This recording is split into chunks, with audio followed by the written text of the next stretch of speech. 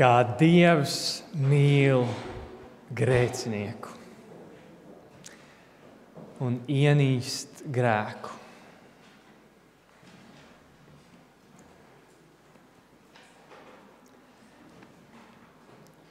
Četrpadsmitajā psalmā ir atklāts: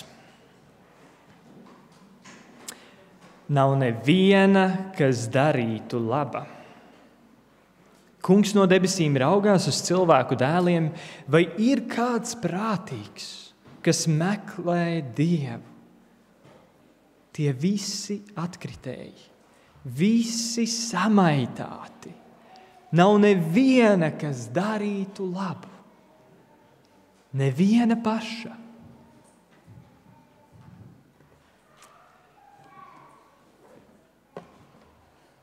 Mēs visi esam grēcinieki. Nav neviena, kas meklē Dievu. Bet kāpēc tad Dievs mūs vispār uzlūko? Vai Dievam mēs rūpam? Katrs pats var par to secināt no tā, ko viņš ir darījis un šodien dara.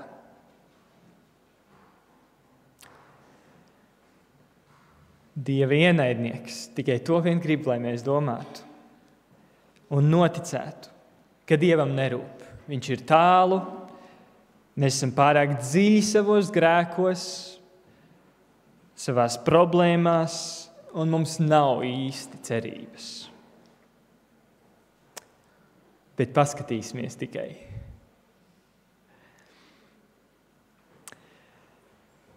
Jesajas 59. nodaļa atklāja šo problēmu vēl dziļāk. Lasīšu no 1. panta, 59. nodaļā Jesajas grāmatā. Redzi, kunga roka nav par īsu, ka nevarētu glābt. Viņa auss nav tik kurla, ka nesadzirdētu. Taču jūsu vainas jūs nošķir no Dieva.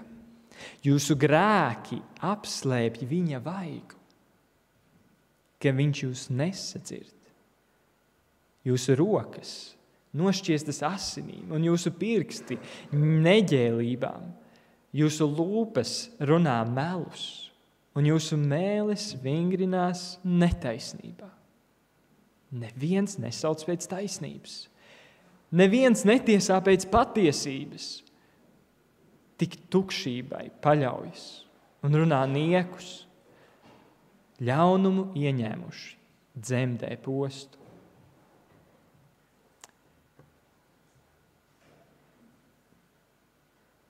Savos grēkos mums var šķist, ka mēs esam mūžīgi vieni šķirti no Dieva. Jo grēks rada šo atšķirtības sajūtu no mūsu radītāja, no svētā, bezgrēcīgā.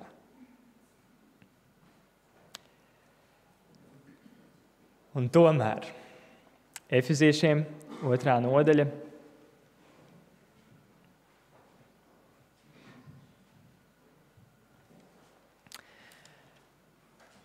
un no 4. panta. Dieva žēlastība ir bagātīga. Savas lielās mīlestības dēļ, ar ko viņš mūs mīlēja, viņš līdz ar Kristu atdzīvināja arī mūs, kas bijām miruši savos pārkāpumos. Žēlastībā jūs esat izglābti. Kristu Jēzu Dievs ir sagādājis glābšanu no šīs atšķirtības. Kristus Jēzus, Dieva dēls, jeb pats Dievs, kurš piedzima kā cilvēks, lai atklātu tev un man, ka viņam rūp ka viņš grib būt tuvu cilvēcei, ka viņš nav padevies ar mums.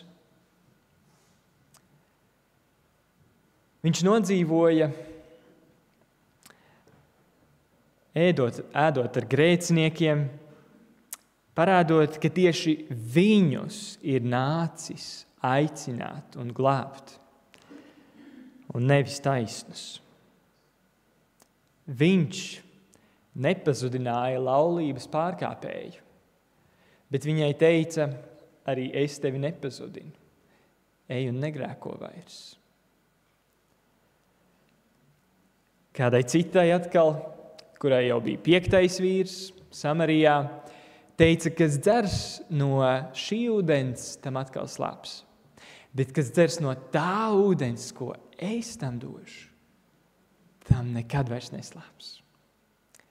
Bet ūdens, ko es tam došu, kļūs viņā par ūdens avotu, kas verd mūžīgai dzīvībai.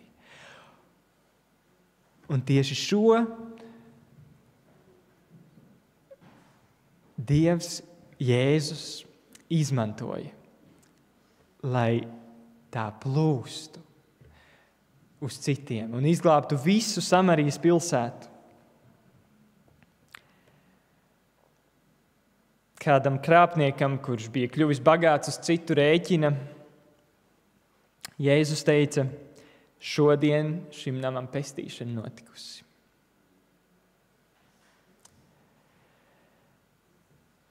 Daudziem cietējiem, bezcerīgiem slimniekiem Jēzus pieskārās un teica, tavi grēki tev ir piedoti. Celies, ņem savu gultu un staigā. Un nodzīvojis 33 mīlestības apliecinājumu pilnus gadus, viņš bija pienācis pie sava galvenā uzdevuma, kādēļ nāca uz šo pasauli. Nodot savu dvēseli, jeb dzīvību, par salīdzinājuma upuri, par visu grēcinieku grēkiem, kuriem ticot uz viņa nopelnu, tad varētu tikt piedots. Tikai pats Dievs, mūsu un visas pasaules radītājs, mirstot mūsu vietā, varēja samaksāt mūsu grēku sodu, jo nekas cits nevarēja tik pilnīgi atklāt Dieva mīlestību pret mums un arī grēka lielumu un atjaunot šo uzticēšanos, uzticību starp mums un Dievu. Un paskatīsimies uz to, kā tas notika. Sāksim ar Mateja evaņģēliju, 26. nodaļu.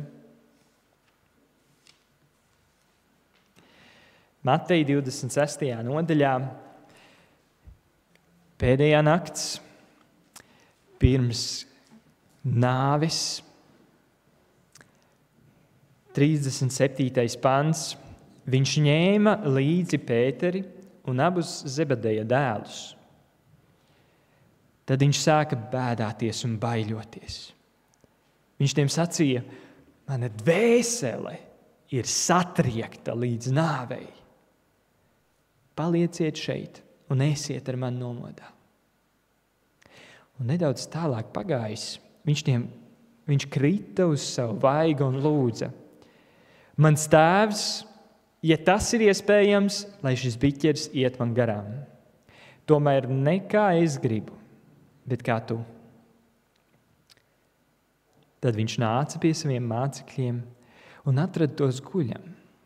Un sacīja Pēterim, tā jūs nespējat pat 1 stundu būt ar mani nomodā? Esiet nomodā un lūdziet Dievu, ka nekrītat kārdināšanā.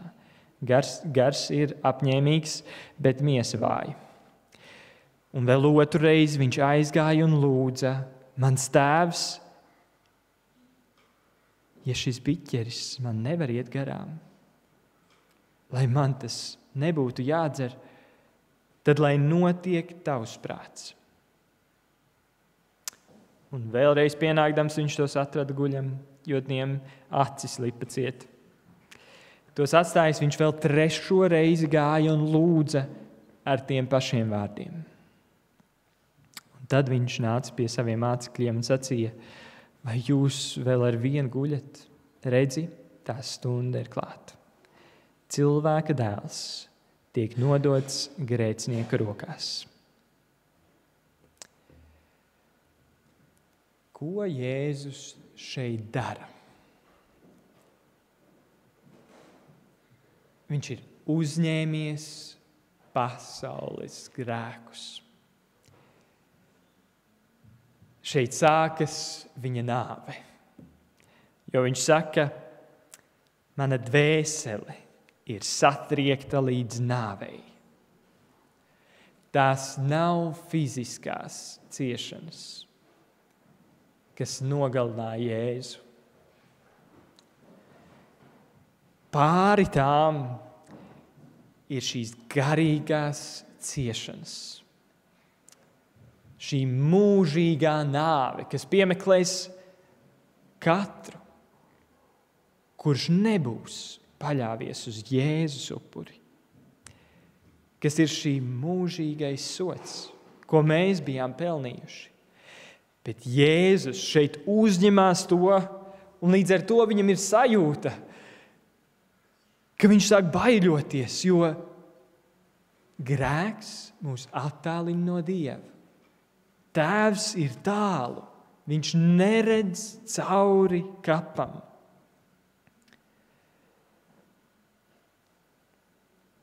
Un tomēr viņš lūdz tēvam, gribot varbūt atbrīvoties no šī kausa biķera, bet saprotot, ka tas nav iespējams, jo viņš grib izglābt grēcinieku. Viņš saka, ja šis biķeris man nevar iet garām, lai notiek. Lai notiek tavs prāts.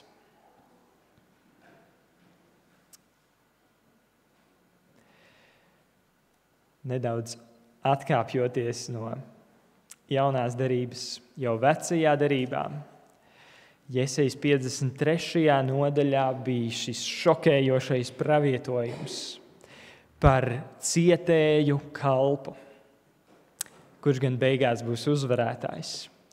Bet šeit 10. pantā mums ir norādīts, jā, kungam patikās viņus satriekt ar sērgu, nolicis pats sevi par vainas upuri. Vai 65. gada tulkojumā, ka viņš nodevi sevi par salīdzinājuma upuri, par daudziem. Savu dvēseli par salīdzinājuma upuri. Uz to norādīja visa upurēšanas sistēma vecajā derībā.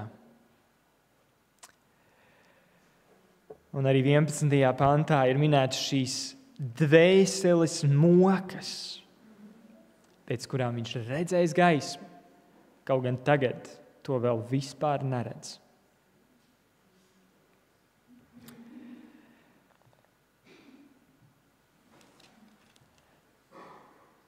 Un 5. pants apliecina, ka ar Jēzus brūcēm mēs tikām dziedināti. Viņš tika caurupts mūsu pārkāpumu dēļ, sists mūsu vainu dēļ. Mūs glāba pārmācība, kas nāca pār viņu.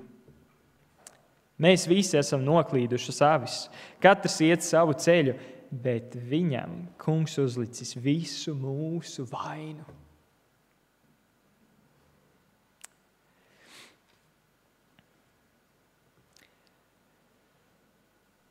Un 12. pantā savu dvēseli viņš līdz nāvei iztukšojis un ticis pieskaitīts pārkāpējiem, kaut nesis daudzu grēkus un iestājies par pārkāpējiem.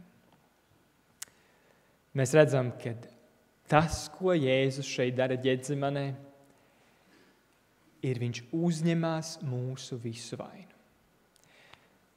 Mēs varam padomāt tikai par vienu šādu mirkli, kad mēs vienu vainas apziņu izjūtam par kādu grēku. Un es domāju, ka mēs katrs esam piedzīvojuši, ka ir brīži, kad kaut arī šķiet kāda lieta būtu maza, bet šī vainas apziņa var būt tik nepanesama, tik mokoša, kā mūsu brālim, kurš knapi var parunāt, jo šī vaina, kas vada uz nožēlu.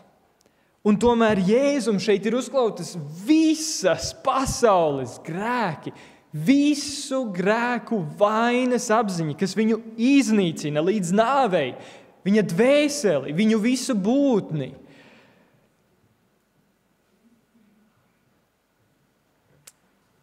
Un viņš to izdarīja. Lai nevienam nebūtu jāpiedzīvo par tas, no kā brīdina 3. eņģeļa vēsts Atklāsmes grāmatas 14. nodaļā, no 9. panta, ka vēl cits 3. eņģelis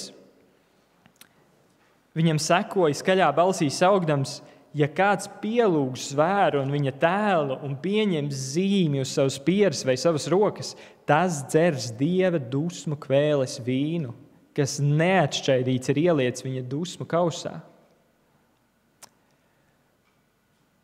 Ja mēs sekosim pasaulē un nevis Jēzum, tad Jēzus nevar mums dāvināt savu nopelnu. Bet Jēzus to mums ir dāvinājis.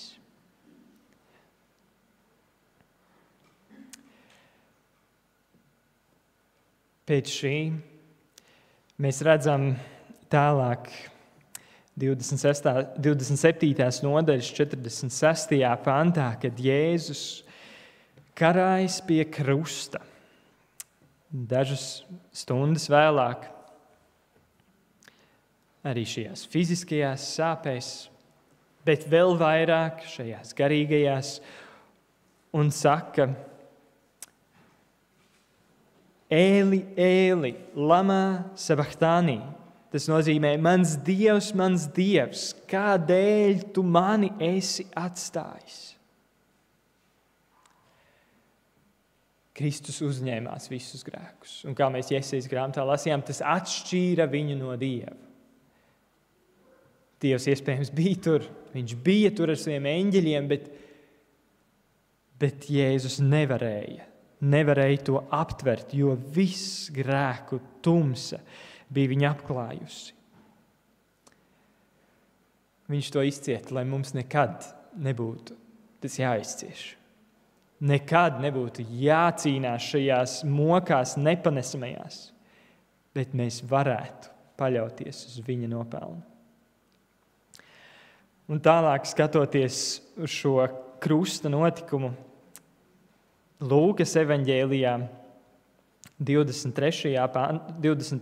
nodaļā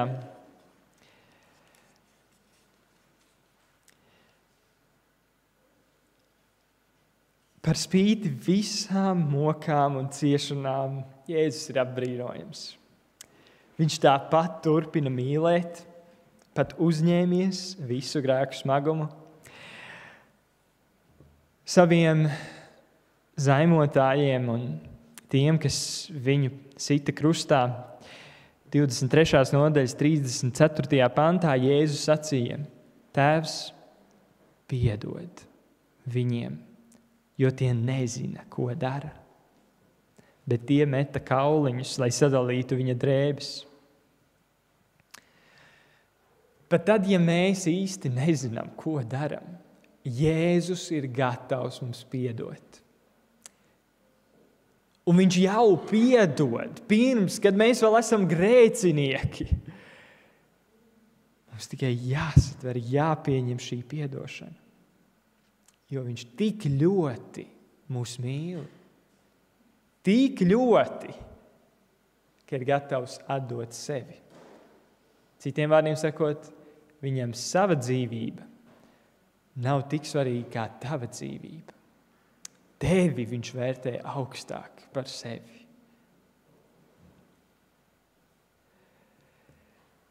– 43. pantā Jēzus saka šajam vienam slepkavai, noziedzniekam, kurš tajā dienā arī ir piesists krustā, un tomēr lūdz Jēzum, atzīstot, ka viņš ir nevainīgs. Jēzu, atceries mani, kad tu nāksi savā valstībā. Un Jēzus saka, patiesi es tev saku šodien, tu būsi ar mani paradīzē.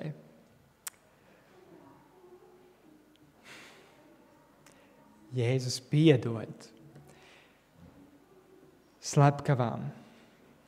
Jēzus piedod visiem. Un Jāņa evaņģēlija 19. nodaļā mēs varam pēdējos vārdus izlasīt no viņa krusta ciešanām. Jāņa evaņģēlija 19. nodaļā 30. pantā. Etiķi nobaudījis, Jēzus sacīja: viss piepildīts! Un galvu noliecis atdeva garu.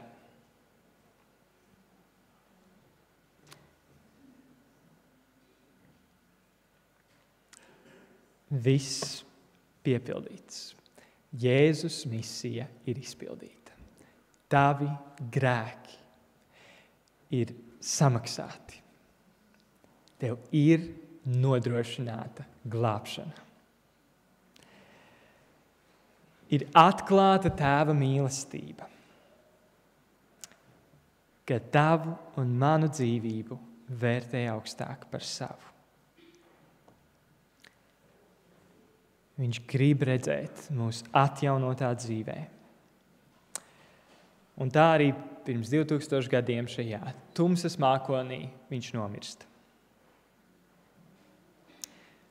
Un tomēr mums ir dota arī Jāņa 20. nodaļa, kur mēs lasām pirmajā nedēļas dienā, rīta agrumā, kad vēl bija tumsa, Marija Magdalēna nāk pie kapa un redzēja akmeni no kapa noveltu. Viņa skriešus devās pie Sīmaņa Pētera un pie otra mācekļa, ko Jēzus mīlēja, un tiem sacīja: viņi ir paņēmuši no kapa kungu, un mēs nezinām, kur tie viņu likuši.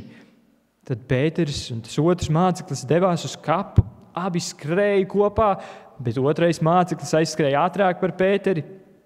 Un pie kapa nonācis pirmais, viņš pieliecās un ieraudzīja līnu autus, bet pats iekšā negāja. Un tad sekodams viņam atnāca arī Sīmans Pēters un iegāja kapā, ieraudzīja nolikto līnu autu, bet sviedrautu, ar ko bija apklāta Jēzus galva, noliktu nevis kopā ar līnu autu, bet atsevišķi satītu citā vietā. Tad kapā iegāja arī otrs māceklis, kurš tur bija nonācis pirmais, un viņš redzēja un ticēja. Tie gan vēl nesaprata, ka pēc rakstiem viņam būs augšām celties no mirušajiem. Un tad mācekļi atkal aizgāja uz savām mājām. Kas ir noticis? Kaps ir tukšs. Kur ir palicis glābējs? Kur ir palicis Mesija? Bet Marija stāvēja ārā kapa priekšā un raudāja. Raudādama viņa noliecās kapā un redzēja divus eņģeļus. Baltās drēbēs sēžam, kur Jēzus miesas bija gulējušas, vienu galvu galī un otru kāju galī. Tie viņai sacīja: sieviete, kādēļ raudi? Viņi tiem atbildēja: viņi paņēmuši manu kungu, un es nezinu, kur tie viņu likuši. To sacījusi, viņa pagriezās atpakaļ un redzēja Jēzu stāvam. Bet viņa nezināja, ka tas ir Jēzus. Jēzus viņai sacīja: sieviete, kādēļ tu raudi? Ko tu meklē? Viņa domādama, ka tas ir dārznieks, viņam sacīja: kungs, ja tu viņu esi aiznesis, saki man, kur tu esi kur tu viņu esi licis? Es viņu paņemšu. Jēzus viņai sacīja: Marija. Pagriezusies tā, viņam ebrejiski saka: Rabunī, tas ir skolotāji. Jēzus sacīja: Nepieskaries man, es vēl neesmu uzkāpis pie tēva. Bet dodies pie maniem mācekļiem un saki viņiem: Es uzkāpju pie mana tēva un jūsu tēva, un pie mana Dieva un jūsu Dieva.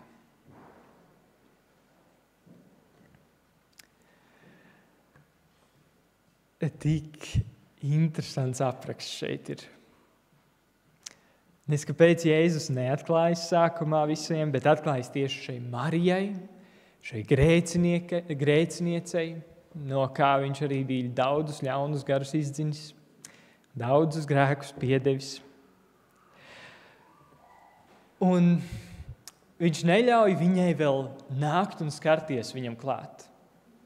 Kaut gan tūlīt pēc tam, 19. pantā, mēs redzam, ka tur jau Jēzus ir pie mācekļiem, un Jēzus ļauj pat ielikt savu pirkstu viņu rētās un pieskarties un ēd. Un tomēr šeit viņš neļauj. Kāpēc?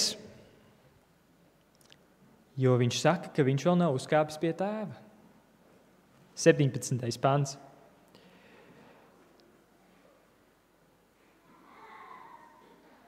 Un cik mīļi Jēzus šeit ir identificējies ar mums.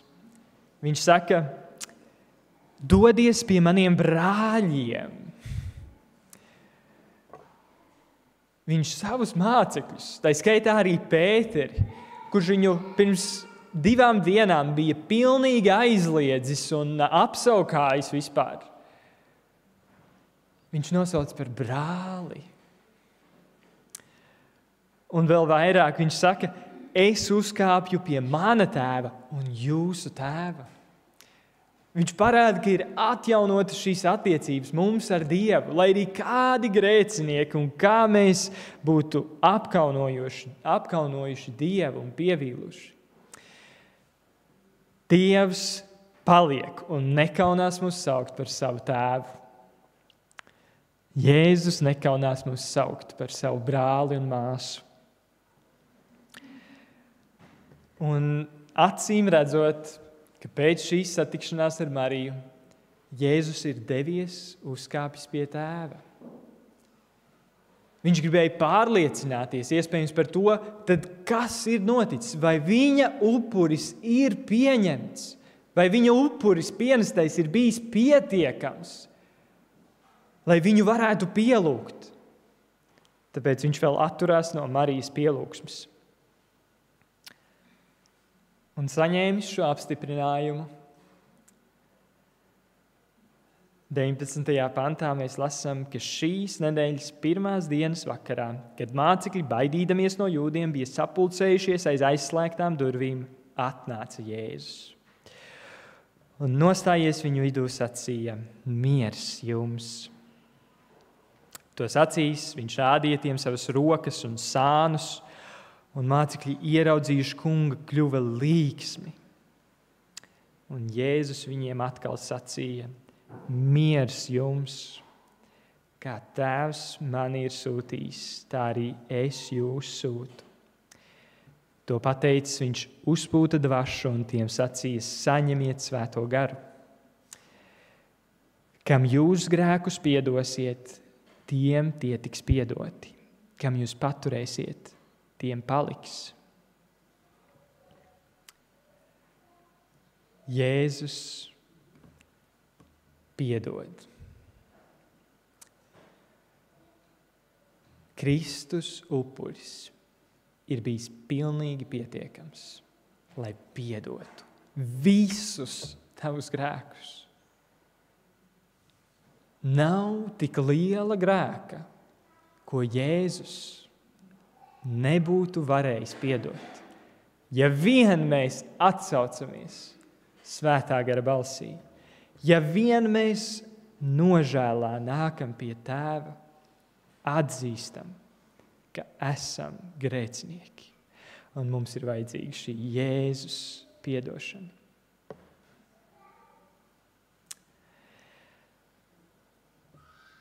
Tad ir brīvība. Un Jēzus ilgojas, lai tu dzīvo ar šo mieru, lai miers ar jums, kā viņš teica. Bet ir vēl viena lieta, kas citreiz nedod pilnīgu brīvību.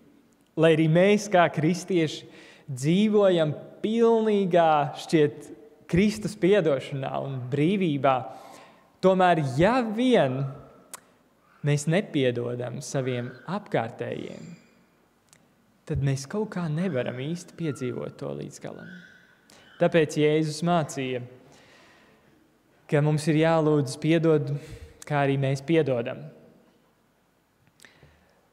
Un tāpēc, ja ir kaut kas tāds, kur tu saproti, ka tu vēl īsti nevari tā ar kādu sasveicināties, kur tu īsti nevari paskatīties kādam otram acīs un pasmaidīt, kur tu nevari apskaut un atklāt Kristus mīlestību, tad lūdz Jēzum spēku nodot tālāk viņa piedošanu. Piedod, kā Kristus tev ir piedevis. Kā gan mēs varam nepiedot, ja Kristus mums tik ļoti ir piedevis? Un tad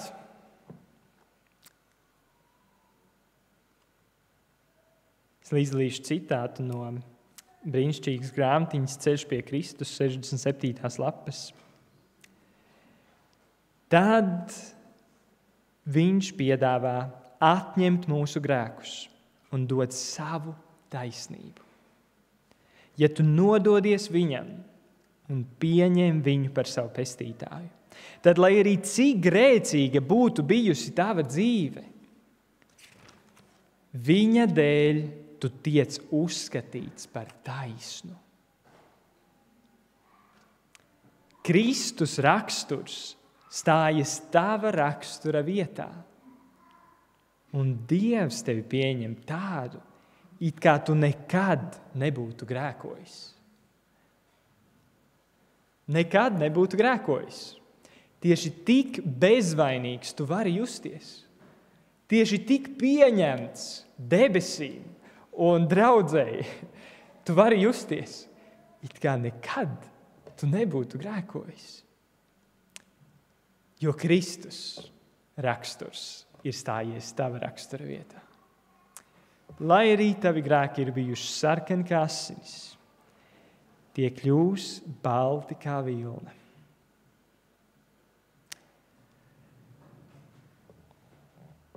Draugs, brāli, māsa, Dievs piedod tev. Vai tu to tici? Sirds dziļumos viņš ļauj ieplūst viņa mīlestībai.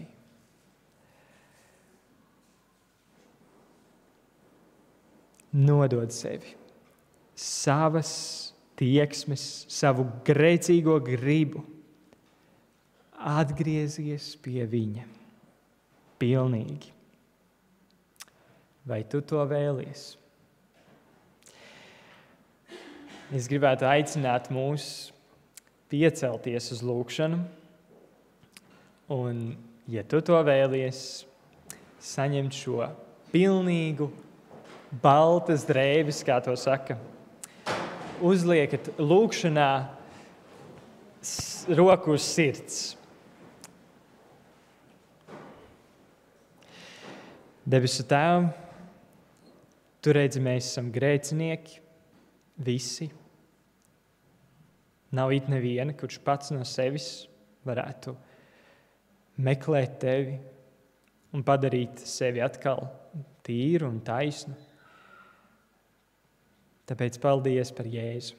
Paldies par viņa nopelnu, par viņa dzīvi, par viņa nāvi, par šo otro nāvi, kur viņš izcieta uzņemoties visu grēku. Paldies, Tēvs, ka mums nav jādzīvo ar šo vainas apziņu, ka mēs varam pilnīgi to atstāt pie Tava krusta. Un apliecinot arī ar savu roku uz sirds, mēs gribam tiešām pieņemt Tavu nopelnu. Mēs gribam dzīvot ar brīvu sirdsapziņu. Par jebko, ko būtu pagātnē darījuši, ko piedzīvojuši.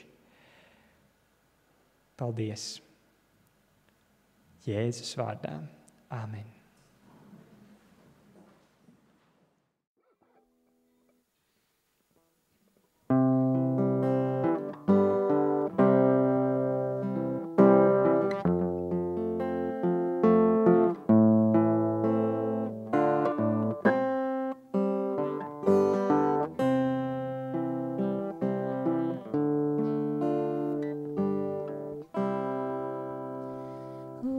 Teic vājais, esmu stiprs, nabaks teic, kā bagāts ir.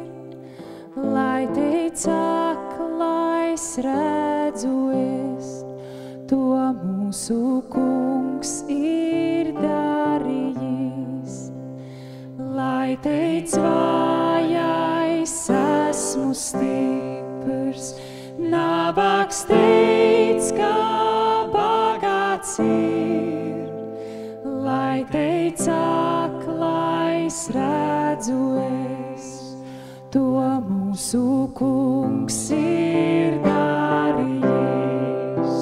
Slava pateicība glābējam, it kā jārs Jēzus mirst. Slava Tam par dārgo upuri, Jēzus augšām cēlies. Tajā upē brīdīšu, savus grēkus mazgāšu, tur, kur žēlastība plūst, Kristus izglābis ir mūs. No šī ūdens dziļumiem es pie Dieva atnākšu, viņa rokās patverties, Kristus atbrīvojis mūs. Slava pateicība glābējam, it kā jārs Jēzus mirst. Slava Tam par dārgo upuri, Jēzus augšām cēlies ir. Slava pateicība glābējam, it kā jārs Jēzus mirst. Slava Tam par dārgo upuri, Jēzus augšām cēlies ir.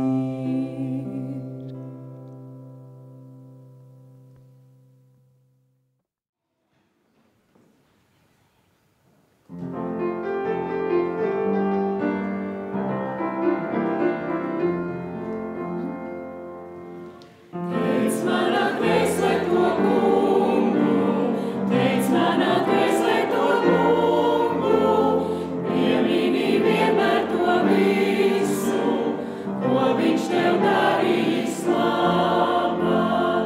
Slavē, godu tam dod, teic manā dvēselē to kungu, slavē, godu tam dod, teic manā dvēselē to kungu.